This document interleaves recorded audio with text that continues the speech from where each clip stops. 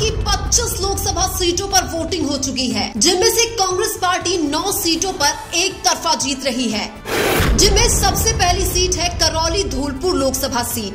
यह seat SC यानी अनुसूचित जाति की रिजर्व सीट है। यहाँ पर बीजेपी ने मनोज राजौरिया का टिकट काटकर इंदु देवी जाटव को चुनावी मैदान में उतारा है, जबकि कांग्रेस ने भजनलाल जाटव को चुनावी मैदान में उतारा है। इस सीट पर 2024 में 49.29% मतदान हुआ है। इस सीट पर एससी समुदाय के बाद मीणा और गुर्जर तय करते हैं चुनाव कौन जीतेगा। इस सीट पर जातीय समीकरण इस बार कांग्रेस के पक्ष में जाते हुए दिखाई दे रहे हैं। फलौदी सट्टा बाजार के अनुसार भी इस सीट पर कांग्रेस के भजनलाल जाटव को मजबूत बताया जा रहा है। इसके बाद आती है झुंझुनू लोकसभा सीट। यह सीट शेखावाटी की हॉट सीटों में शुमार है। बीजेपी ने यहां पर शुभकरण चौधरी को चुनावी मैदान में उतारा है, जबकि कांग्रेस ने बृजेंद्र ओला को चुनावी मैदान में उतारा है। इस सीट पर 2024 में 52.29% मतदान हुआ है। इस सीट पर वर्षों से ओला परिवार का दबदबा रहा है। इस बार भी झुंझुनू में कांग्रेस के बृजेंद्र ओला शुरुआत से ही मजबूत दिखाई दे रहे हैं। फलौदी सट्टा बाजार भी इस सीट पर बृजेंद्र ओला को एक तरफा चुनाव जिता रहा है। इसके बाद आती है नागौर लोकसभा सीट।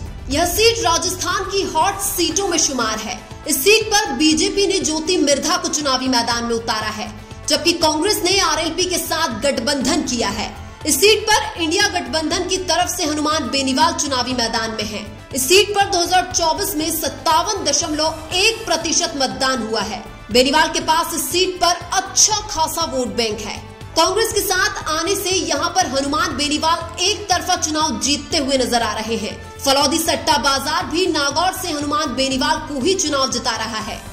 इसके बाद आती है टोंक सवाई माधोपुर लोकसभा सीट। ये सीट भी राजस्थान में काफी चर्चित हो चुकी है।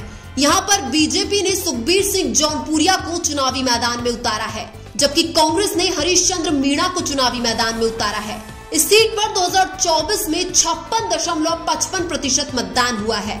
इस सीट पर फलौदी सट्टा बाजार बराबरी का मुकाबला बता रहा है, लेकिन जातीय समीकरण और चुनावी माहौल के हिसाब से यहाँ पर कांग्रेस के हरीश मीणा का पक्ष मजबूत लग रहा है। इसके बाद आती है सीकर लोकसभा सीट। ये सीट शेखावाटी की सबसे चर्चित सीट है।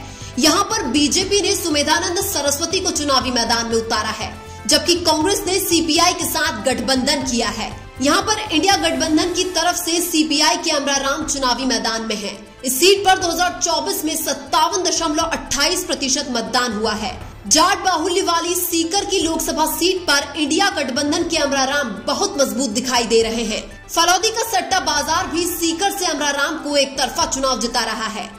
इसके बाद आती है बांसवाड़ा लोकसभा सीट। ये सीट आदिवासियों की वजह से हॉट सीट बन चुकी है। यहाँ पर बीजेपी ने महेंद्रजीत मालवीय को चुनावी मैदान में उतारा है, जबकि कांग्रेस ने यहाँ पर भारत आदिवासी पार्टी के साथ गठबंधन किया है। यहाँ पर इंडिया गठबंधन की तरफ से बीएपी के राजकुमार रोड चुनावी मैदान में है। इस सीट पर 2024 में 72.77% मतदान हुआ है। इस सीट पर फलौदी सट्टा बाजार तो बीजेपी के महेंद्रजीत मालवीय को मजबूत बता रहा है, लेकिन जातीय समीकरण और चुनावी माहौल के हिसाब से यहाँ इंडिया गठबंधन के राजकुमार रोड मजबूत दिखाई दे रहे हैं।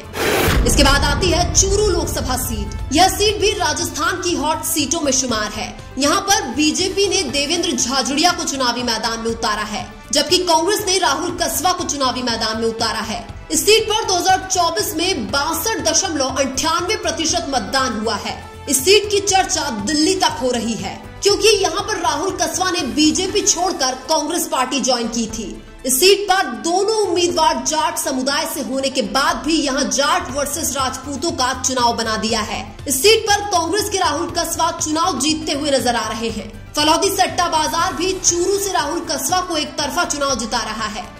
इसके बाद आती है दौसा लोकसभा सीट।